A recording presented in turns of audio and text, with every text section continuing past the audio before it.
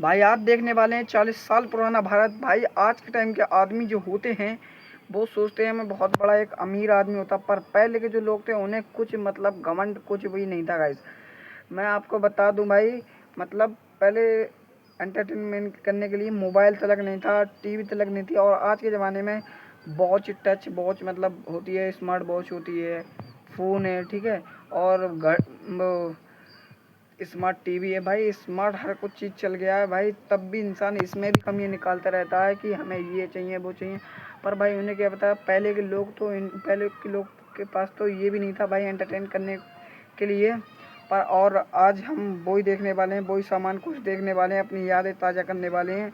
हो सकता है आपके भी ज़माने में ये चीज़ें हों तो इसमें आ जाएं वीडियो में, तो इसके लिए एक लाइक ज़रूर कर देना यार।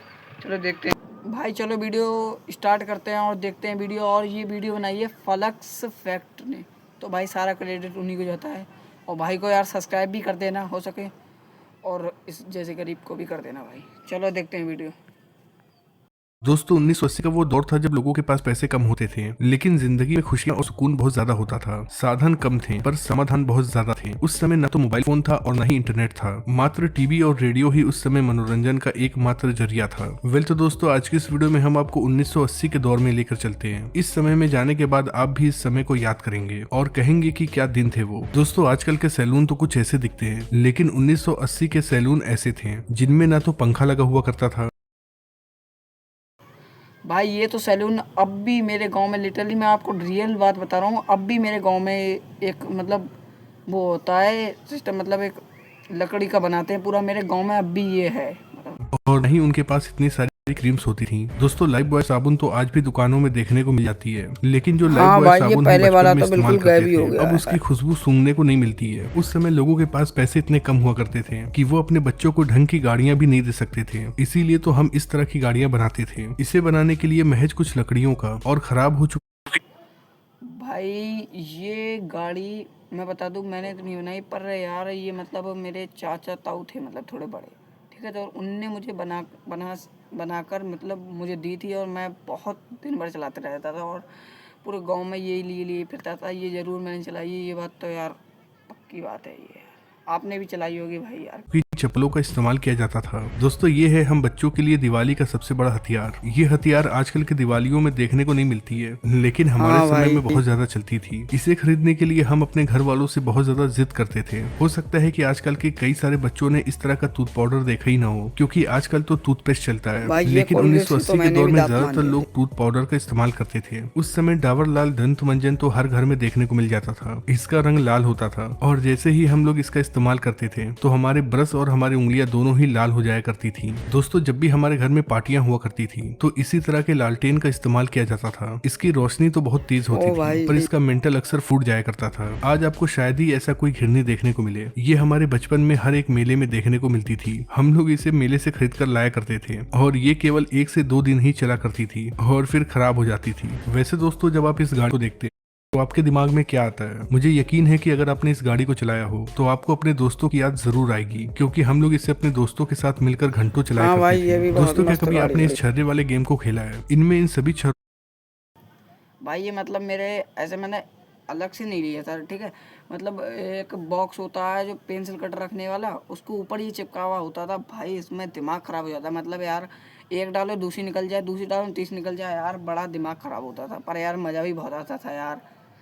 रो को एक सर्कल में डालना होता था। कई बार ऐसा करना आसान होता था, पर कभी कभी ऐसा होता था कि ऐसा करने में बहुत ज्यादा समय लग जाता था। किस किस को याद है इस तरह की चक्री, जिसे हम कोल्ड ड्रिंक हाँ के भाई, ये ढक्कन को चक्री हथौड़े में तो से बहुत पीट पीट मज़ा कर आता बनाया था। करते थे। और जब ये ढक्कन सीधा हो जाया करता था तो फिर हम कील से इसमें छेद कर दिया करते थे। उसके बाद इसमें एक मजबूत सा धागा डालते थे और बस फिर ये तैयार हो जाता था, और हम लोग जमकर खेला करते थे। दोस्तों मुझे ये नहीं पता कि इसे क्या कहते हैं, लेकिन 1980 के दौर में ये हर एक घर में पाया जाता था। इसके अंदर गेहूं और धान रखा जाता था। दोस्तों उस समय मोबाइल फोन नहीं था, इसलिए हमारे गांव और मोहल्ले का नजारा कुछ ऐसा हुआ करता था। आजकल की लड़कियों को सीरियल और व्लॉग देखने से ही फुर्सत नहीं है, लेकिन उस समय की लड़कियों का टाइम पास करने का ये जबरदस्त तरीका था। दोस्तों 1980 के इस आइसक्रीम के आगे तो आजकल के महंगे महंगे आइसक्रीम भी फेल हैं। क्या आपने भी खाया ओ है इस भाई, तरह ये का आइसक्रीम? आइसक्रीम तो कमेंट बहुत बॉक्स में खाई है लिखकर मैंने जरूर यार। बताइएगा। दोस्तों उस समय दुकानों पर इस तरह की चूरन की गोलियां जरूर मिलती थी। अरे यार, जैसे ये ही इन चूरन की गोलियों को गोली हम कैसे खाते भूल थे तो जाएंगे यार। हमारा मुंह लाल हो जाया करता था। दोस्तों आजकल तो ऐसे पैसे चलते हैं, लेकिन 1980 के के दौर में पैसे कुछ ऐसे थे।